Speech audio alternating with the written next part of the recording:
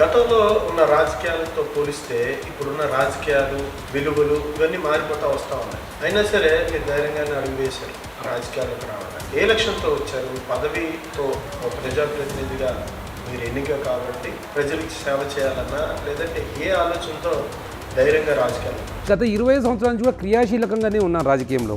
మంత్రి శంకర్రావు గారు ఉన్నప్పటి నుంచి ఆయన 2 టర్మ్స్ నేను చాలా క్రియాశీలకంగా పనిచేసిన. కాంగ్రెస్లో చాలామందికి తెలుసు. దాని తర్వాత ప్రతాప్ రెడ్డి గారికి ఎమ్మెల్యేగా ఉన్నప్పుడు ఆయనకి 5 సంవత్సరం ఇండిపెండెంట్గా నిలబడితే కూడా కుడి భుజంలాగా క్రియాశీలకంగా పనిచేయడం. దాదాపు 6 ప్రత్యక్ష ఎన్నికలు.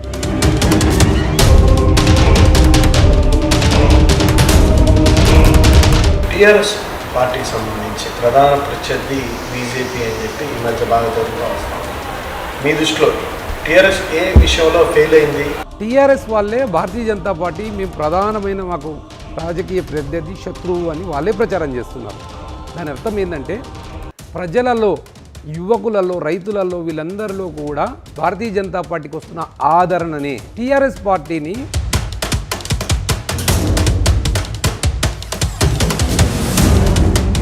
షాద్నగర్లో వాళ్ళు చెప్పినట్టుగానే మీరు చేస్తున్నారు ప్రతిదీ అనేది ఒక విమర్శ కావచ్చు, ఒక ప్రచారం కావచ్చు. నిజమేనా ఆయన చెప్పినట్టుగానే జరుగుతుంది? ఇక్కడ మేము ఖచ్చితంగా సలహాలు తీసుకుంటాం. ఏ కార్యక్రమం ఎలా చేస్తే బాగుంటుంది, వాళ్ళ అనుభవాలు ఖచ్చితంగా మాకు ఉపయోగపడతాయి. జితేందర్ రెడ్డి గారు కావచ్చు, అరుణమ్మ గారు కావచ్చు, ఈటల రాజేందర్ గారు కావచ్చు, బండి సంజయ్ గారు కావచ్చు, వీళ్ళ దగ్గరికి మేము నిస్సందేహంగా వెళ్తూ ఉంటాం. అందులో అనివార్యంగా తెలంగాణ ఉద్యమం మీ పాత్ర 2012 సంవత్సరమే తెలంగాణ రాష్ట్రంలో మొట్టమొదటి తెలంగాణ రాష్ట్రం పేరు మీద ఒక అసోసియేషన్ ఏర్పాటు చేయించడం జరిగింది. నేను దాని పేరు తెలంగాణ జిన్నింగ్ మిల్లర్స్ అసోసియేషన్. దాని ఫౌండర్ మెంబర్ నేను, వైస్ చైర్మన్గా ఉన్న ఆ రోజు.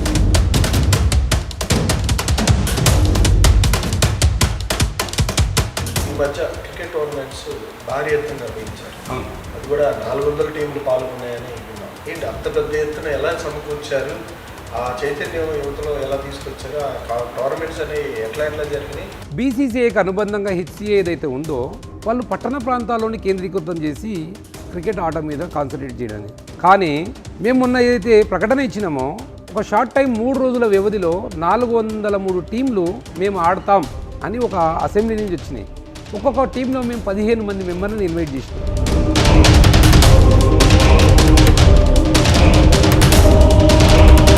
బీజేపీకి గత ఎన్నికల్లో చాలా తక్కువ ఓట్లు నమోదయ్యాయి. రూరల్ ప్రాంతాల్లో బూత్ కమిటీస్ కావచ్చు, విలేజెస్లో ఎంతవరకు బీజేపీ బలపడింది? మీరు ఆ దిశగా బీజేపీ బలపరచడానికి మీరు కృషి చేస్తున్నారా? ఇక్కడ కొన్ని గ్రూప్స్ కూడా ఉన్నాయా? తెలంగాణలో షాద్నగర్ నియోజకవర్గానికి మొత్తం భారతీయ జనతా పార్టీలో కూడా ఒక ప్రత్యేకమైన గౌరవం ఉంది. ఇక్కడ భారతదేశ అధ్యక్షుడిగా ఉన్న బంగారు లక్ష్మణ్ గారు ఒక దళిత బిడ్డ ఇక్కడ నుంచి పోటీ చేయడం జరిగింది భారతీయ జనతా పార్టీ నుంచి. ఏ పార్టీలో అయితే ఎమ్మెల్యే క్యాండిడేట్లు ఎక్కువ ఉన్నారో, ఏ పార్టీలో అయితే ఎమ్మెల్యే అభ్యర్థులు ఎక్కువ ఉన్నారో ఖచ్చితంగా ప్రజల్లో ఆ పార్టీకి ఆదరణ ఉంది అనేది పెద్ద పార్టీలు కూడా గమనించుకోవాలి. మతతత్వ పార్టీ అనే ముద్ర బీజేపీకి వస్తా దీన్ని మీరేమంటారు? సమర్థిస్తారా? హిందూ భావంతో మనగలుగుతున్నారు కాబట్టి అనుకుంటారా? భారతీయ జనతా పార్టీ భారతీయత అనే డిఎన్ఏ మీద ఆధారపడి పనిచేస్తుంది. ఏ మతమన్నా ఆచరించవచ్చు, కానీ డిఎన్ఏ మన మూలం మాత్రం భారతీయులము. 1,00,000 సంవత్సరాల కింద ఇక్కడ ఇవాళ ఏ మతమన్నా ఆచరించిన వాళ్ళు ఉండొచ్చు, వాళ్ళంతా భారతీయులే. ఇది నమ్మిన సిద్ధాంతం కాబట్టి భారతీయ జనతా పార్టీని అందరూ కూడా తొందరగా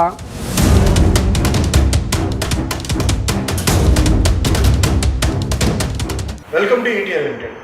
నేడు తెలంగాణ రాష్ట్రంలోని రంగారెడ్డి జిల్లా షాద్నగర్ నియోజకవర్గంలో షాద్నగర్ నియోజకవర్గానికి సంబంధించి పాలమూరు విష్ణువర్ధన్ రెడ్డి గారితో వాళ్ళ ప్రత్యేక ముఖాముఖి కొన్ని సేవా కార్యక్రమాలతో పాటుగా చారిటబుల్ ట్రస్ట్ ద్వారా యువతకు సంబంధించి క్రికెట్ పోటీలు, అట్లాగే రాబోయే ఎన్నికలకు సంబంధించి వన్ ఆఫ్ ద ఎమ్మెల్యే క్యాండిడేట్గా యాస్పిరెంట్గా టికెట్ కోసం కూడా భారతీయ జనతా పార్టీలో తీవ్రమైన పోటీ ఇస్తున్నారు. ఇవాళ ఆయన నియోజకవర్గానికి సంబంధించిన సమస్యల మీద, అట్లాగే ఆయన రాజకీయ జీవితం, ఆయన కుటుంబ నేపథ్యం అనే విషయాల మీద ఇవాళ ఇంటర్వ్యూ చేయబోతున్నాం. నమస్కారం సార్. నమస్కారం సార్. ఎట్లా ఉన్నారు? ఫైన్. మీరు ఎలా ఉన్నారు? బాగుంది సార్. రాజకీయాలు అంటే మీకు బాగా అంత ఆసక్తా, లేదంటే ఆసక్తి ఉందండి. ఎందుకంటే మాది నేపథ్యం కూడా రాజకీయ నేపథ్యం ఉన్న కుటుంబం. మాది మా స్వగ్రామము ఏదైతే ఉందో లింగరావుపల్లి అనే గ్రామము. అక్కడ దాదాపు 50 సంవత్సరాల నుంచి మా మామగారు, మా అన్నగారు, వాళ్ళే సర్పంచ్గా సింగిల్ విండో చైర్మన్గా ఉన్నారు. సో ఆ నేపథ్యం నుంచి వచ్చిన కుటుంబం అది. అంటే అట్లాగా మీకు రాజకీయాలు ఆసక్తి ఉంది. పెద్ద తాత గారు కూడా నగర్ కర్నూలు మొదటి ఎమ్మెల్యేగా ఉన్నారు 1952లో. అక్కడ మా అమ్మగారి తరపు నుంచి కూడా ఈ రాజకీయ నేపథ్యం ఉన్న కుటుంబం మేము అది. క్రియాశీలకంగా రాజకీయాలతో పాటుగా సేవా కార్యక్రమాలు కూడా మొదలుపెట్టారు. అవునండి. ఎప్పటి నుంచి ఈ సేవా కార్యక్రమాలు ఏమైనా స్టార్ట్ చేశారు? ఏ ఉద్దేశం? రాజకీయాల్లో ఫేమ్ కోసం ఈ కార్యక్రమాలు మొదలుపెట్టారు? లేదండి, యాక్చువల్గా సేవా కార్యక్రమాలని ఏదైతే అనుకుంటున్నామో 2011లో వార్తా సిఎండి గిరీష్ సంఘి గారు అన్నగారు ఆనంద్ సంఘి గారు నా గురువు గారు. ఆయన రైతుల శిక్షణ శిబిరాలను ఏర్పాటు చేయడానికి నాకు ఒక 3 సంవత్సరాలు రైతు శిక్షణ శిబిరాన్ని ఏర్పాటు చేయించిండు. తెలంగాణలో పండించే పత్తి నాణ్యమైంది, ఎగుమతిలో కావట్లేదు, రైతులకి కొంత అవగాహన లేదు. ఈ అవగాహన కల్పించడానికి కొన్ని సేవా కార్యక్రమాల ద్వారా రైతులకి దగ్గరయ్యి మనము ఈ రైతుల ద్వారా మంచి ఎగుమతి అయ్యే కాటన్ని చేయాలి అనే ఉద్దేశంతో ఆయన నన్ను తీసుకెళ్తే, గ్రామీణ నేపథ్యంలో మా కుటుంబం కూడా పూర్తి రైతు కుటుంబమే, కానీ ఆ దిశలో ఎప్పుడూ ఆలోచించలేకపోయినాం మేము. కానీ ఆయన ఇచ్చిన స్పార్క్ తర్వాత ఇంకా మనకు కొన్ని వేల మందితోని ఈ సేవా కార్యక్రమాల ద్వారానే కొంత మార్పు తీసుకురావచ్చనే ఉద్దేశంతో 2011లోనే వాళ్ళు ఒక ట్రస్ట్ ఏర్పాటు చేసేటప్పుడు ఆ ట్రస్ట్లో నేను కొంత భాగస్వామ్యం ఉండి 3 సంవత్సరాలు నేను ట్రైనింగ్ చేసి దాదాపు తెలంగాణ రాష్ట్రంలో కొన్ని వేల మంది రైతులను కలవడం జరిగింది. అప్పటి నుంచి నాకు కొంత ఆసక్తి వచ్చింది. మనం కొంత సంపాదిస్తున్నా కానీ ఈ రాజకీయం కాకుండా ప్రజల దగ్గరికి వెళ్ళి ఏదైతే మనం సేవ చేస్తామో దాంట్లో ఉన్న ఆనందం వేరే దాంట్లో లేదు అనేది ఒక నాకు అప్పుడు అనుభవంలోకి వచ్చింది. బేసిక్గా నాన్నగారు ఇక్కడ ఎంప్లాయీగా వచ్చారు, తర్వాత మీకు బిజినెస్ అంటే ఆసక్తి వచ్చిందని. అవును. ఈ వ్యాపార రంగంలోకి ఎలా వెళ్ళారు? ఈ కాంట్రిబ్యూట్స్ కావచ్చు, వీటిలోకి ఈ రంగంలోకి ఎలా వచ్చారు? మాది రైతు కుటుంబం. రైతు కుటుంబం నుంచి మా నాన్నగారు డిప్లొమా ఇంజనీరింగ్ చదివి ఇక్కడ సివిల్ ఇంజనీర్గా ఉన్నారు. ఆయన సివిల్ ఇంజనీర్గా ఉన్నా కానీ 1974లో సింధనూరు యూనివర్సిటీ నుంచి మొట్టమొదటిగా కాటన్ ఇక్కడ తీసుకొచ్చి కల్టివేషన్ చేయించారు. మొట్టమొదటిగా ఇక్కడ కాటన్ మా నియోజకవర్గంలో కాటన్ కల్టివేషన్ చేయించిన 5 మంది ముఖ్యమైన రైతులలో మా నాన్నగారు కూడా ఒకరు. అప్పుడు రామదేవరెడ్డి గారు, మా నాన్నగారు, పెదరేవెల్లిలో ఒక అమర్నాథ్ రెడ్డి అని ఆయన, ఒక 5 మంది రైతులు పిల్లి అక్కడి నుంచి ఆ కాటన్ సీడ్ తీసుకొచ్చి 74లో ఇక్కడ రైతులకు పరిచయం చేయడం జరిగింది. కానీ ఈ కాటన్ 74 నుంచి 1995 వరకు ఇక్కడి నుంచి పంట మండి గుంటూరు వెళ్ళడము, నంద్యాల వెళ్ళడము, రాష్ట్రంలో ఇతర ప్రాంతాలకు వెళ్ళేది, ఉమ్మడి రాష్ట్రంలో. అది చూసినప్పుడు మా నాన్నగారు, నేను అప్పుడే బీటెక్ కంప్లీట్ అవుతుంది నాకు 1994లో, నేను కూడా అమెరికా వెళ్దామని ఫ్రెండ్స్తో చాలామందితో అనుకుంటున్నాను. కానీ మా నాన్నగారు ఒక ఇండస్ట్రీని ఈ కాటన్ ఎలా మనం అయితే ఇంట్రడ్యూస్ చేసినామో ఇక్కడ అట్లనే ఒక ఇండస్ట్రీని ఇక్కడ ఎస్టాబ్లిష్ చేస్తే రైతులకు ఇంకా ఉపయోగం అవుతుందేమో, ఒక ఎంటర్ప్రీనర్కి ఎందుకు ఆలోచించొద్దు అని చెప్పినప్పుడు నేను ఇంకొక పార్ట్నర్ కలిపి ఇక్కడ 95లో నేను ఈ పాలమూరు కాటన్ మిల్ అనే ఒక కాటన్ మిల్ని ఎస్టాబ్లిష్ చేయడం జరిగింది. అదే పేరు ఇప్పటికీ నాకు ఆ పాలమూరు అనే పేరు నాకు స్థిరపడిపోయింది. మా ఇంటి పేరు పోతిరెడ్డి, కానీ నన్ను గుర్తుపట్టే 99% మంది అందరూ కూడా రైతులు పాలమూరు కాటన్ మిల్ విష్ణువర్ధన్ రెడ్డిని, అంతిమంగా దాన్ని పాలమూరు విష్ణువర్ధన్ అని స్థిరపరిచింది నా పేరుని.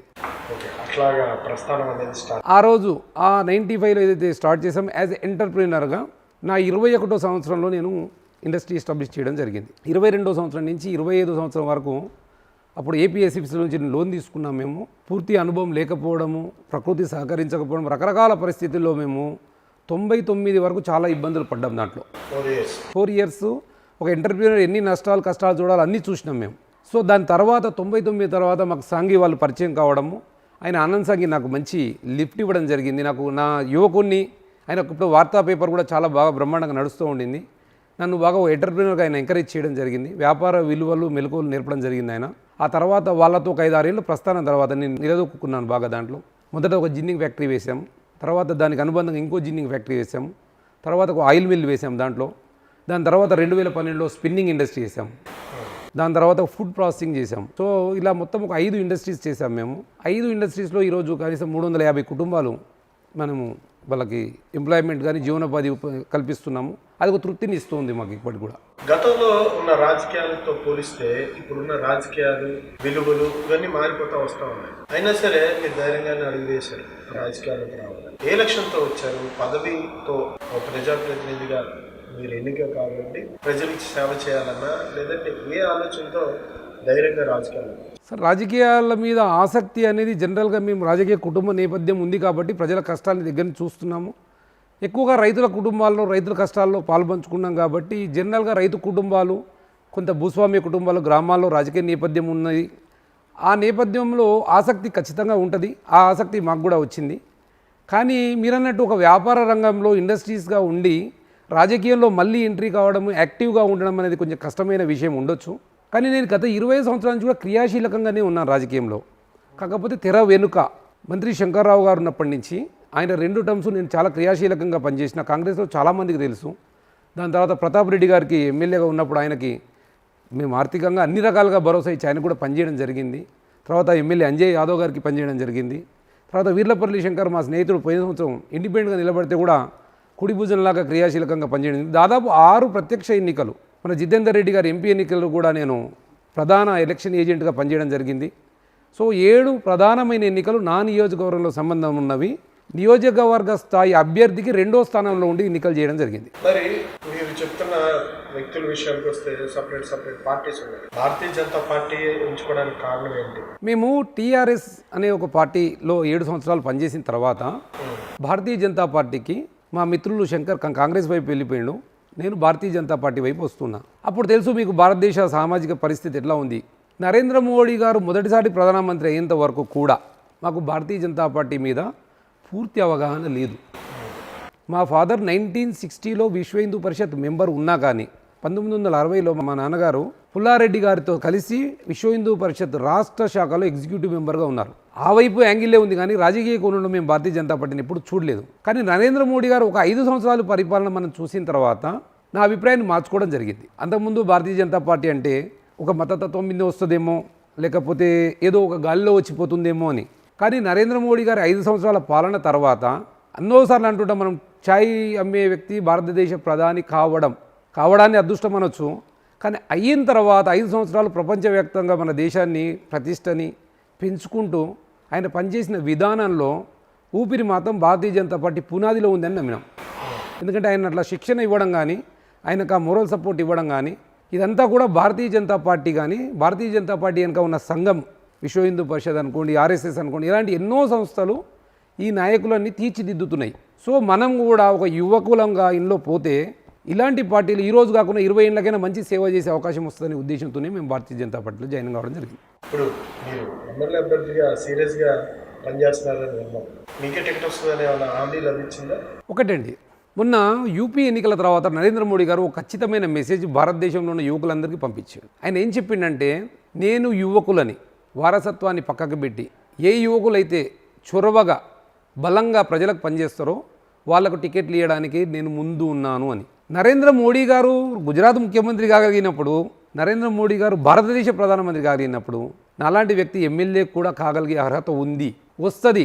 కేవలం సేవ పని చేస్తే మాత్రమే భారతీయ జనతా పార్టీలో టికెట్ వస్తుందని నమ్మి నేను ఆ మార్గాన్ని ఎంచుకొని పోతున్నా. టీఆర్ఎస్ కాదని ఇక్కడ బీజేపీని ఎంచుకోవాలి అంటే మీరు ఏం చెప్తారు? ఎందుకు ఎంచుకోవాలి?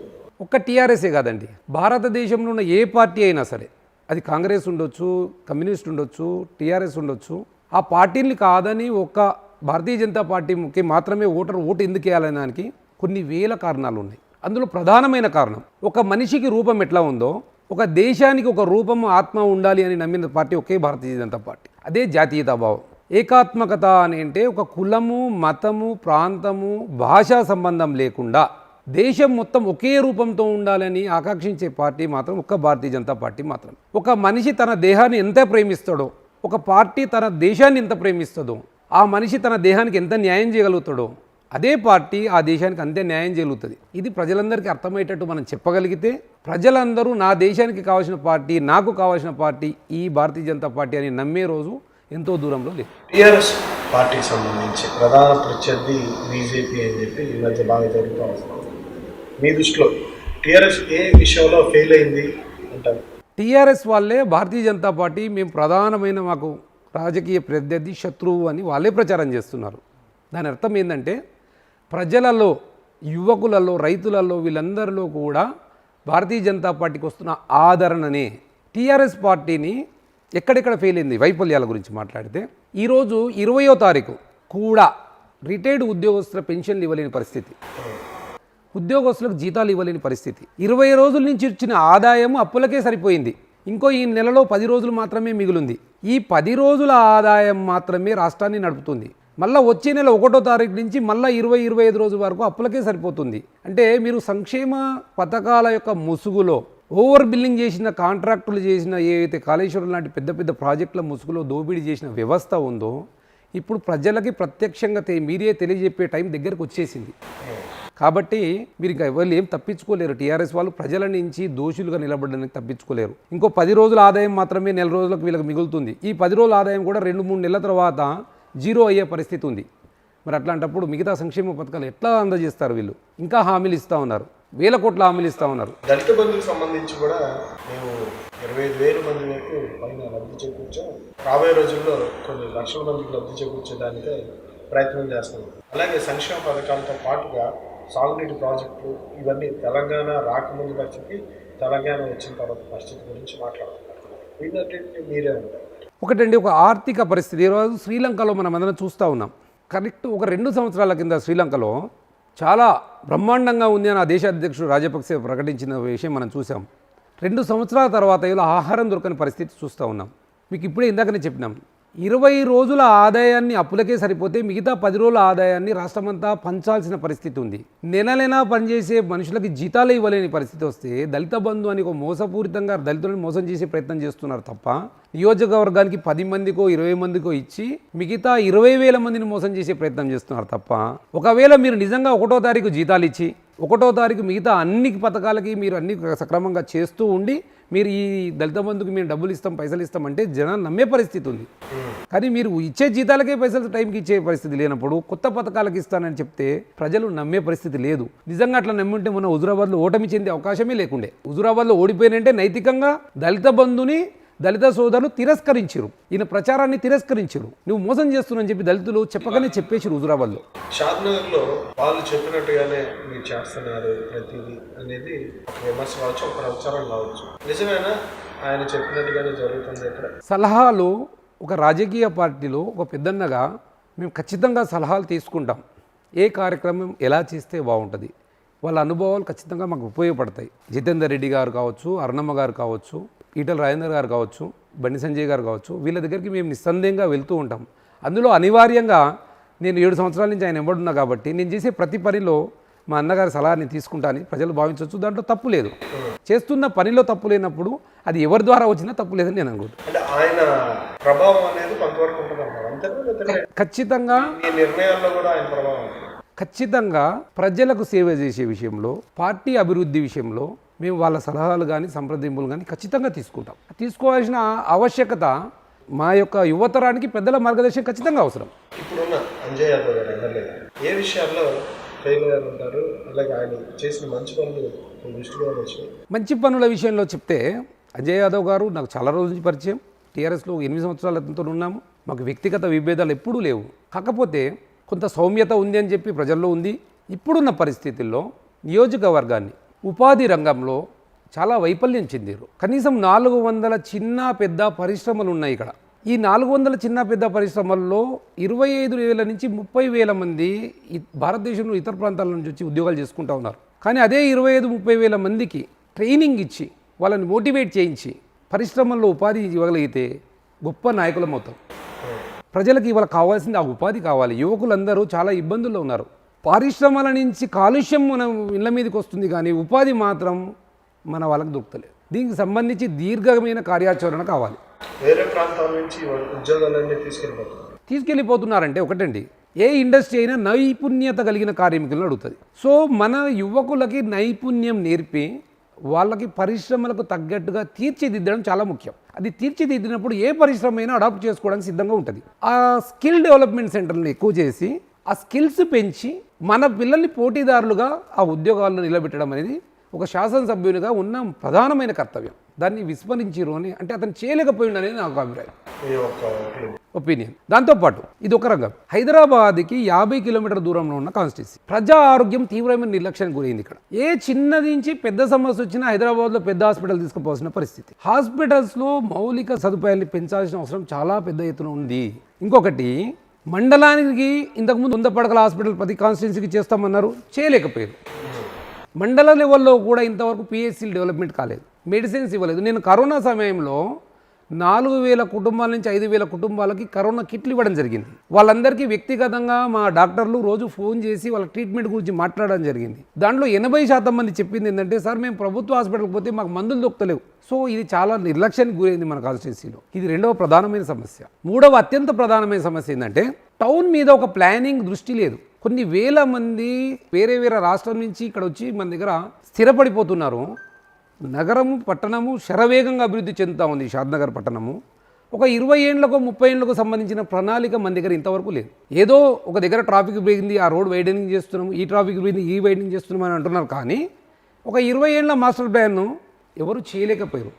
అంతకుముందు శంకర్రావు గారు మంత్రిగా ఉన్నప్పుడు ఆయన కొంచెం దీర్ఘ ఆలోచన చేసి ఎక్కడి నుంచి కృష్ణానది నుంచి నీళ్లు తేవడానికి ప్రయత్నం చేసిండు. అలాంటి దీర్ఘ ఆలోచన లాంగ్ టర్మ్ రేపు పొద్దున 1,00,000 పాపులేషన్ అయితే షాద్నగర్ పరిస్థితి ఏంది 10 ఏళ్ల తర్వాత అనే అవగాహన కూడా పూర్తి స్థాయిలో ఇంకా వాళ్ళు కల్పించుకోలేకపోయినని నా అభిప్రాయం. సాగునీటి ప్రాజెక్టు లక్ష్మీదేవి ప్రాజెక్టు ఇది ఎంతవరకు మీరు వచ్చిన తర్వాత అయినా సరే పట్టాలేక పరిస్థితులు? ఒకటండి, తెలంగాణ రాష్ట్ర సమితి చేసిన పెద్ద మోసం ఏంటి అంటే మసిపూసి మారేడుగాయ చేసినట్టు పాలమూరు లిఫ్ట్ ఇరిగేషన్ అనేది ఎప్పుడైతే రాజశేఖర రెడ్డి గారు చేసిన డిజైన్ని మార్చినమని చెప్పి ఉన్న కాలువలన్నీ నిర్వీర్యం చేసి కొత్త కాలువలు కొత్త ప్రాజెక్టులు కొత్త పేర్లు పెట్టి ధనాన్ని దుర్వినియోగం చేసే ప్రయత్నం చేశారు. కానీ చిత్తశుద్ధితోని లక్ష్మీదేవిపల్లికి నీళ్లు తీసుకొచ్చే ప్రయత్నం ఏమాత్రం చేయలేదు. వేరే కాళేశ్వరంకి ప్రతి బడ్జెట్లో 20,000 కోట్లు మన తర్వాత ప్రారంభమైన ప్రాజెక్ట్ కాళేశ్వరం. కానీ ప్రతి సంవత్సరం 20,000 30,000 కోట్ల రూపాయల బడ్జెట్ పెట్టి మమ అనిపించి కాళేశ్వరంలో కనీసం నీళ్ళన్నా చూపించగలిగారు. కానీ ఇక్కడ సంవత్సరానికి 1000 కోట్ల బడ్జెట్ పెడతలేరు. ఆ 1000 కోట్ల బడ్జెట్ కేటాయింపులు 200 కోట్లు లేవు. మరి దీనికి కావాల్సిన పెట్టుబడి ఇంకో 50,000 కోట్ల రూపాయల పని పెండింగ్ ఉంది. ఈ 200-300 కోట్లలో 50,000 కోట్ల రూపాయల పని ఎన్ని సంవత్సరాలు అవుతుంది? ఎప్పుడు నీళ్ళు వస్తాయి? ఒక 50 ఏళ్ళ కన్నా వస్తాయా?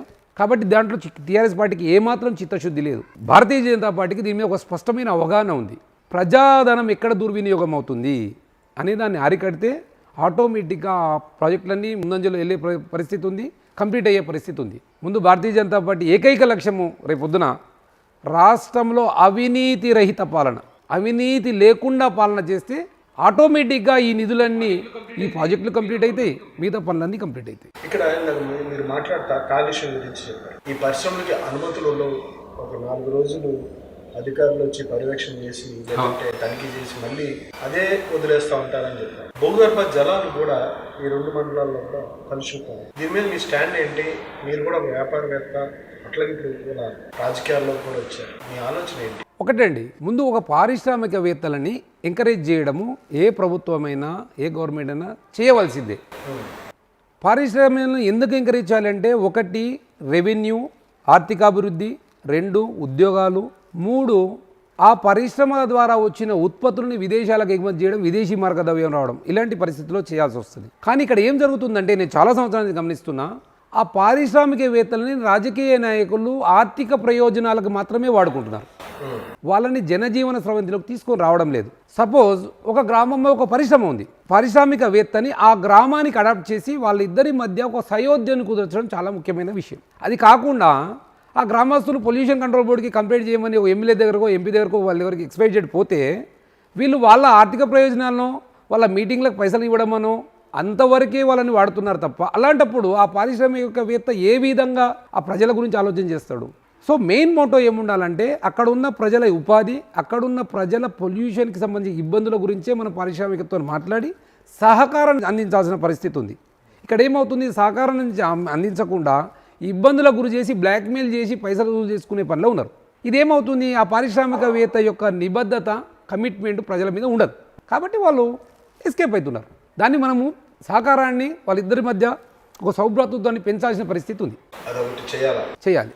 ఈ కాలుష్య వాగ్దానాన్ని అన్ని నివారణ అవుతాయంటారా? 100% అవుతాయి. ఎందుకంటే మేము మీకు చెప్తాను, ఇప్పలపల్లి దగ్గర ఒక స్పాంజ్ ఐరన్ ప్లాంట్ మీద అప్పుడున్న సీనియర్ నాయకుడు వీరేందర్ రెడ్డి గారు హైకోర్టులో పిటిషన్ వేయడం జరిగింది. ఏమని అంటే ఈ కాలుష్యం వల్ల పంట పొలాలు నష్టమవుతున్నాయంటే ఆ కోర్టు అప్పుడు 5,000 10,000 నష్టపరిహారము ఒక 5 సంవత్సరాలకు 10 సంవత్సరాలకు ఇవ్వమని చెప్పి ఆర్డర్ ఇవ్వడం జరిగింది. కానీ వాస్తవానికి ఆ పారిశ్రామికవేత్తకి మోటివేట్ చేస్తే ఆ కాలుష్యం రాకుండా పెట్టే పరికరం 25 లక్షలు మాత్రమే. కానీ కోర్టు ఇచ్చిన తీర్పు వల్ల అతనికి 60 లక్షలు 70 లక్షలు ప్రజలకు కట్టాల్సి వచ్చింది. నాయకుని స్టాండ్, ఆ రోజున్న నాయకుని స్టాండ్ క్లియర్గా ఉండి నువ్వు ఖచ్చితంగా 20 లక్షలు అయినా సరే నువ్వు పెట్టాల్సిందే అంటే పారిశ్రామికవేత్త ఆ ఇబ్బందిలో పడాడు.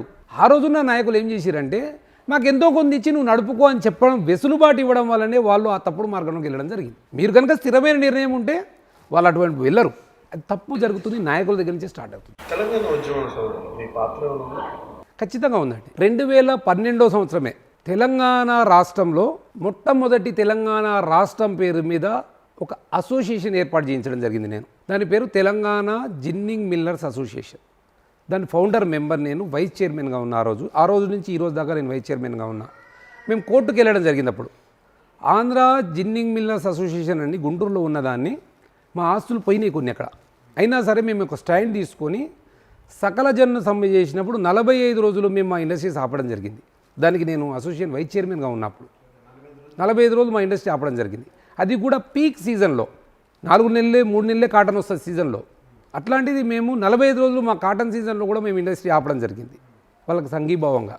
అట్లాంటి మా అసోసియేషన్ స్ఫూర్తిని తీసుకొని దాదాపు 60 అసోసియేషన్లు అయినాయి. అప్పుడు మేము ఎంకరేజ్ చేసి ప్రతి సెక్టర్లో అసోసియేషన్లు ఏర్పాటు చేయించినాం. Merchants association, grains association, rice mill association, ఒక తెలంగాణ పేరు మొట్టమొదటి అసోసియేషన్ మాదే. ఈ మధ్య క్రికెట్ టోర్నమెంట్స్ భారీ ఎత్తున నిర్వహించారు. అది కూడా 400 టీంలు పాల్గొన్నాయని విన్నాం. ఏంటి అంత పెద్ద ఎత్తున ఎలా సమకూర్చారు? ఆ చైతన్యం యువతలో ఎలా తీసుకొచ్చారు? ఆ టోర్నమెంట్స్ అనేవి ఎట్లా జరిగినాయి? రాబోయే రోజులు ఇంకా కంటిన్యూ చేస్తారా ఏంటి? ఖచ్చితంగా అండి.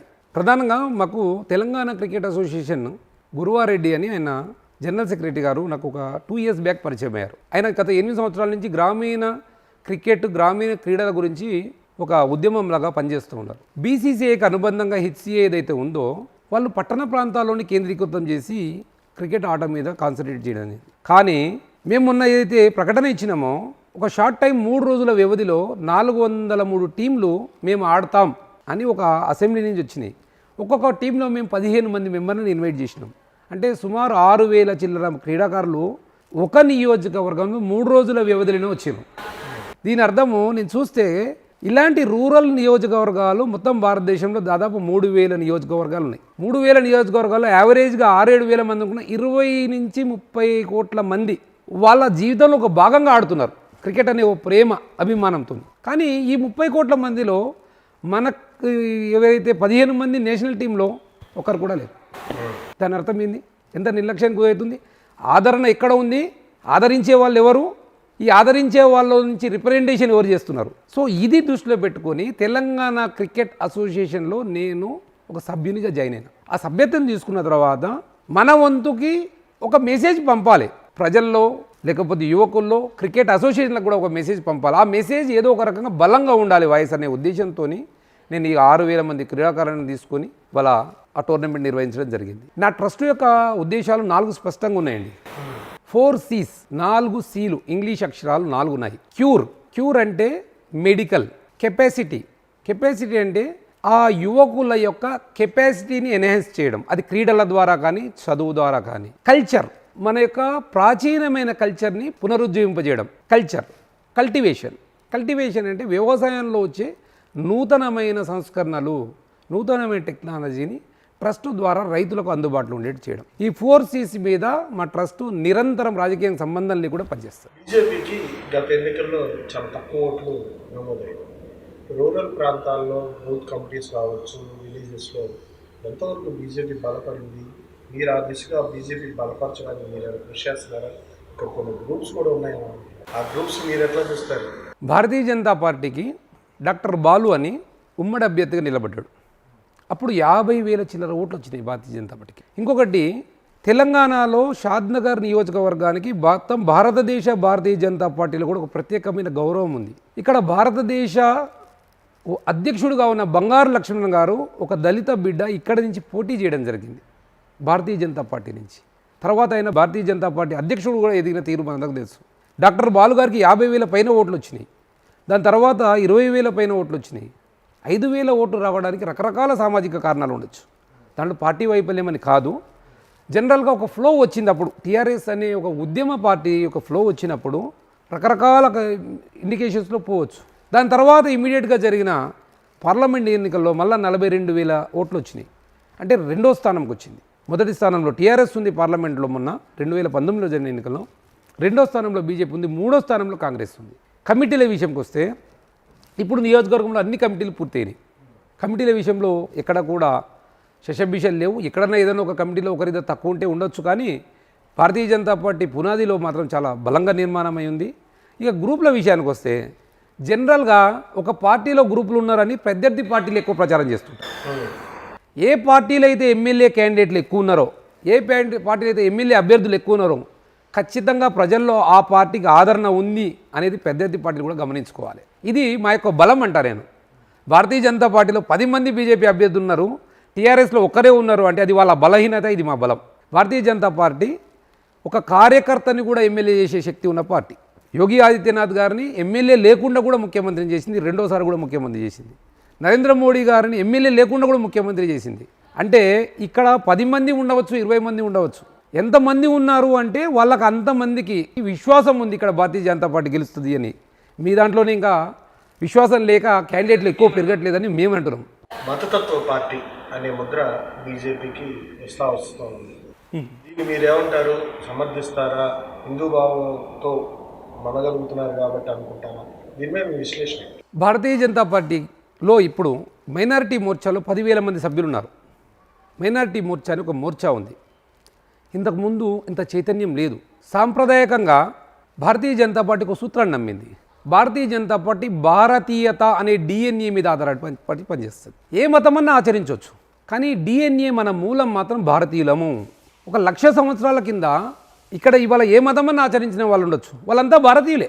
ఇది నమ్మిన సిద్ధాంతం కాబట్టి భారతీయ జనతా పార్టీ అందరూ కూడా తొందరగా డిఎన్ఏ గురించి మాట్లాడినప్పుడు 1,00,000 సంవత్సరాల కింద అందరి డిఎన్ఏ హిందుత్వమే కాబట్టి హిందుత్వ పార్టీ అనొచ్చు.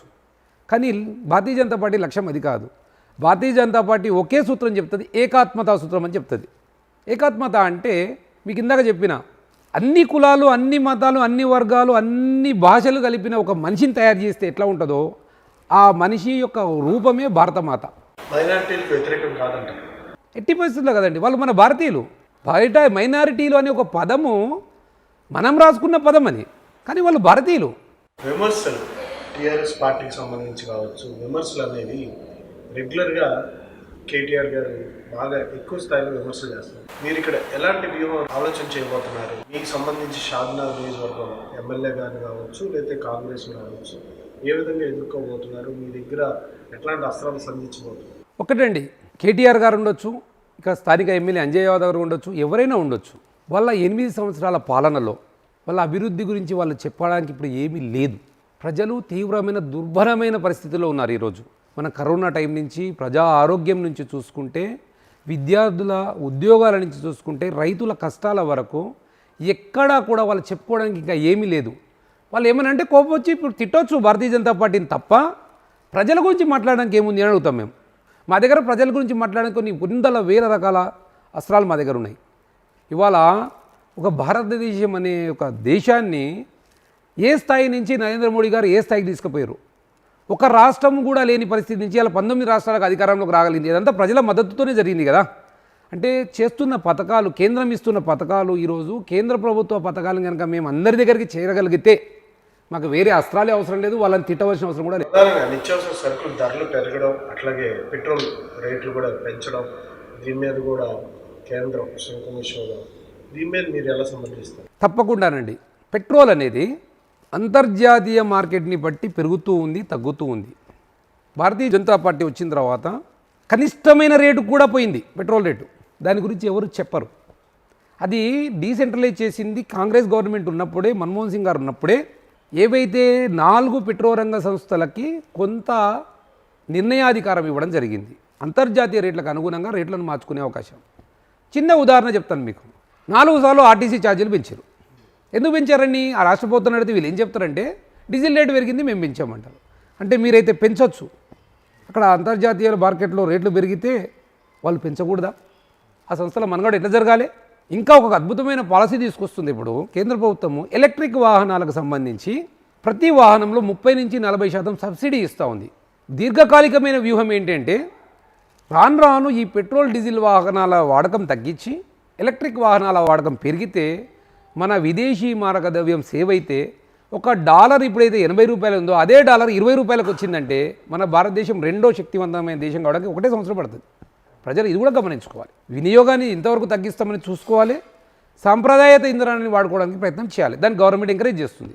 కేంద్రం చాలా పథకాలు ఇస్తుందని, వాటిలో కొన్ని రాష్ట్ర ప్రభుత్వ ఆదాయంలో కూడా కొన్ని లింక్ ఇచ్చేస్తూ ఉన్నారు. మీకు బాగా నచ్చిన పథకం ఏంటి? మోడీ గారు చేసే పథకం సార్, ఇప్పుడు కేసీఆర్ కిట్ అని ఇస్తున్నారు. అది కేంద్రం ద్వారా ఆ కిట్కి సంబంధించిన పైసలన్నీ కేంద్రం ద్వారానే వస్తున్నాయి. ఒక 10% మ్యాచింగ్ గ్రాంట్ మాత్రమే రాష్ట్రం ఇస్తుంది. దాంతోపాటు ఇవాళ ఉచిత బియ్యం అనేది ఎలాంటి ఫోటో ప్రచారం ఆర్భాటం లేకుండా రైతుల దగ్గర నుంచి ధాన్యం సేకరించిన తర్వాత వచ్చిన బియ్యానికి నష్టమంతా భరిస్తూ మళ్ళీ ఉచిత బియ్యము అక్కడ లబ్ధిదారికి చేరేంత వరకు అంత్యోదయ అనే పథకం పేరు. భారతీయ జనతా పార్టీలో ఒక సూత్రం ఏంటంటే అంత్యోదయ అని భారతీయ జనతా పార్టీ వ్యవస్థాపకులు ఏర్పాటు చేసిన పదం అది. ఆ పదం ద్వారా వచ్చిన పథకమే ఇవాళ ఉచిత బియ్యం పథకము గ్రామానికి వెళ్తుంది. దానికి ఎక్కడ ప్రచారం అడగలేదు. ఎప్పుడు కూడా నరేంద్ర మోడీ గారు ఎప్పుడు ప్రచారం అడగలేదు, భారతీయ జనతా పార్టీ ప్రచారం అడగలేదు. మీరు ఇండ్ల పథకం తీసుకుంటే డబల్ బెడ్రూమ్ల కింద ఈయన మోసం చేసిండ్రు. కానీ 3 లక్షల రూపాయలు ఉన్న జాగాలోనే కట్టుకుంటే 3 లక్షల రూపాయలు ఇస్తా అంటే ఇవాళ అదే ఆంధ్రప్రదేశ్లో కొన్ని లక్షల ఇల్లు కట్టిన పరిస్థితి కనపడతా ఉంది. ఇక్కడ ఒక ఇల్లు కూడా కట్టలేని పరిస్థితి ఉంది. చాలా మంచి పథకం ఇక్కడ రాష్ట్ర ప్రభుత్వం నిర్వీర్యం చేసింది దాన్ని. దాంతోపాటు ఇప్పుడు ఫసల్ బీమా అని ఒక పథకం ఉంది రైతులకు సంబంధించి. మొన్న 2018 సంబంధించిన ఫసల్ బీమా మా కేశంపేట మండలానికి 28 కోట్లు వచ్చినాయి తీవ్రమైన పోరాటం చేస్తే. మధ్యప్రదేశ్ రాష్ట్రానికి 1600 కోట్లు వచ్చినాయి ఫసల్ బీమాలో. కానీ మన రాష్ట్ర ప్రభుత్వం రైతుల దగ్గర భారతీయ జనతా పార్టీ పేరు వస్తుందని ఫసల్ బీమాలో కేంద్రం ఇచ్చే మ్యాచింగ్ గ్రాంట్ కట్టిన తర్వాత కూడా వీళ్ళు ఒక్క నయా పైసా దానికి విడుదల చేయనందువల్ల లక్షలాది మంది రైతులు నష్టపోయారు. ఇవాళ అదంతా కూడా ఫసల్ బీమా పైసలు వస్తే ఇవాళ మన రాష్ట్రానికి 600 కోట్లు రావాల్సిన పరిస్థితి రాలేకపోయింది. దాంతోపాటు ఎడ్యుకేషన్లో ప్రతి గ్రామానికి ఇప్పుడు మన అనాథ పిల్లల్ని చదివించడానికి స్కూళ్ళు ఏవైతే కేంద్ర ప్రభుత్వం నిధులతో నడుస్తున్నాయో ఆ స్కూళ్ళలో ఇప్పుడు కేంద్రం ఇచ్చిన నిధులు కాకుండా కనీసం బెంచ్ల రిపేర్ కూడా రాష్ట్ర ప్రభుత్వాలు నిధులు విడుదల చేయట్లేదు. ఏమండి ఇప్పుడు కస్తూరిబా స్కూల్స్ అని ఉన్నాయి. మేము లాల్పాడ్లో ఆ స్కూల్ దగ్గరికి వెళ్ళాము. ఆ ప్రిన్సిపాల్ పిలిచింది, సార్ ఏదైనా మాకు సహాయం చేయండి అని చెప్తే అలా కుట్టు మిషన్లు ఇద్దామని అనుకున్నాం. ఆ రోజు నాకు ఆశ్చర్యపోయే విషయం ఏంటంటే అక్కడ ఫోటోలన్నీ మన రాష్ట్ర ప్రభుత్వానికి సంబంధించిన వాళ్ళే ఉన్నాయి. నిధులు ప్రతి రూపాయి కేంద్రం నుంచి వస్తుంది. వాళ్ళకి కనీసం కరెంటు బిల్లు కూడా రాష్ట్ర ప్రభుత్వం ఇవ్వట్లేదు. అంటే ఇట్లా డొల్లలాగా ఉంది. వాళ్ళ శ్మశాన వాటికలకి పైసలు ఇస్తున్నారు, గ్రామాలకి ఇప్పుడు డైరెక్ట్గా నిధులు ఇస్తున్నారు. ఈ పోయిన నెల నుంచి అంతకుముందు ఇచ్చిన ప్రతి రూపాయి కేంద్రం నుంచి వచ్చిందే. ఎన్ఆర్జీఎస్ అని చెప్పి ఇప్పుడు సీసీ రోడ్లు ఏవి వేస్తున్నారో మొత్తం కేంద్రం నుంచి వచ్చే నిధులే.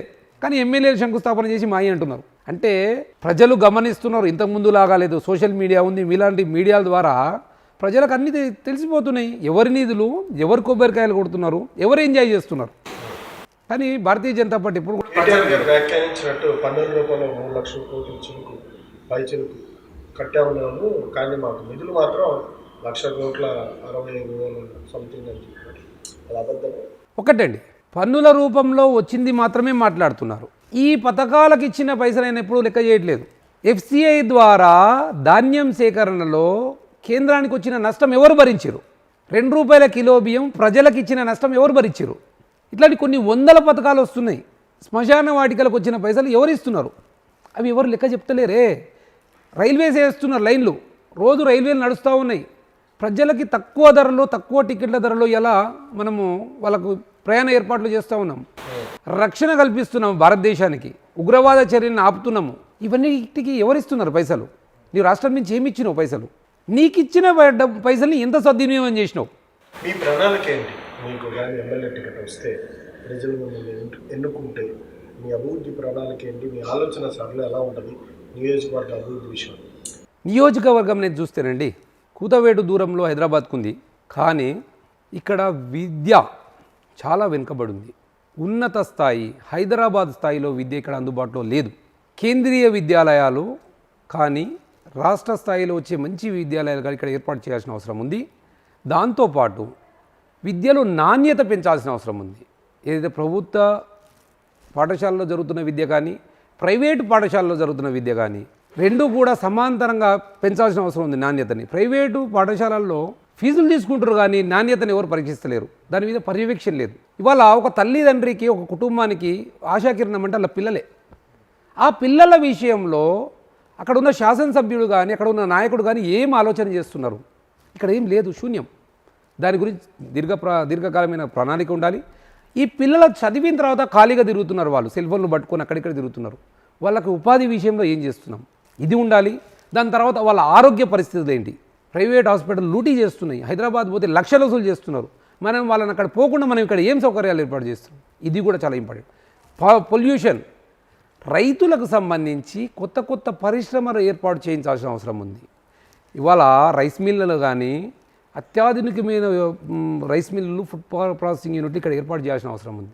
ఇక్కడ ఫ్రూట్స్కి సంబంధించిన మార్కెట్ బాగానే ఉంది, కానీ ఒక ఇండస్ట్రీ కనుక ఇక్కడ పెడితే రైతుల ఆదాయం పెరుగుతుంది. దాని గురించి ఏం ప్రయత్నం చేసినాము? ఎవరిని ఇన్వైట్ చేసినాము? ఎవరైనా కొత్త పారిశ్రామికవేత్తని, ఇక్కడ పండించే ఉత్పత్తికి సంబంధించిన పారిశ్రామికవేత్తని మనం పరిశ్రమ కోసం పిలిచినామా? చాలా ముఖ్యమైన విషయం ఇది. అది వాళ్ళని ప్రభావితం చేస్తుంది.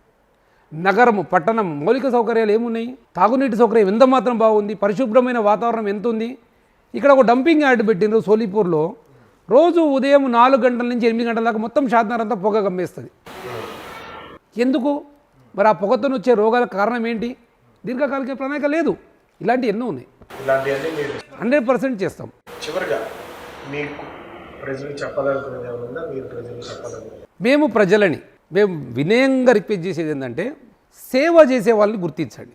ఆర్భాటాలు, ఆడంబరాలకి, ప్రలోభాలకి లోను కావద్దు. ఎట్లయితే హుజూరాబాద్ ఎన్నికల్లో ప్రజలు విలక్షణంగా తీర్పిచ్చిరో, ముఖ్యంగా యువకులకి, రైతులకి, వీళ్ళందరికీ నేను చెప్పేది ఏంటంటే, నిజమైన సేవా దృక్పథం ఉన్నవాడు, ప్రజలు అంటే ప్రేమ ఉన్నవాడు ఎక్కడున్నా పనిచేస్తాడు. కాబట్టి వాళ్ళని ప్రతి గ్రామంలో అలాంటి యువకులని, అలాంటి దృక్పథం ఉన్న వాళ్ళని రాజకీయంలో మీరే ఎంకరేజ్ చేయండి, మీరే లీడర్ని తయారు చేయండి, నాణ్యమైన లీడర్లని మీరే ఎన్నుకోండి. Okay, thank you sir. Thank you. ధన్యవాదాలు. పాల్మూరు విష్ణువర్ధన్ రెడ్డి గారి ఆలోచన అభిప్రాయాలు, షాద్నగర్ నియోజకవర్గానికి సంబంధించి తన ప్రణాళిక కూడా వివరించడం జరిగింది. ఎన్నో ఏళ్లుగా షాద్నగర్ అభివృద్ధికి నోచుకోకుండా రోడ్లు కావచ్చు, లేదా ప్రజలు సంఖ్య పెరుగుతున్నా సరే మౌలిక సదుపాయాల కల్పన మాత్రం అక్కడ ఆగిపోయిందని చెప్పి సందర్భంగా చెప్తున్నారు. బీజేపీ పార్టీ మతతత్వ పార్టీ కాదని, హిందువులుగా మన భారతీయులంతా ఒక్కటే, ఏ కులాలకు సంబంధించి, ఏ మతాలకు సంబంధించి అందరూ కూడా భారతీయులే అని చెప్పి ఆయన చెప్పడం జరుగుతుంది. చారిటబుల్ యాక్టివిటీస్తో పాటుగా రాజకీయాల్లో కూడా అణగారిన వర్గాలకు మేలు చేయడమే లక్ష్యంగా తన పనితీరు కొనసాగుతుందని ఈ సందర్భంగా ఆయన తెలియజేశారు. Thank you.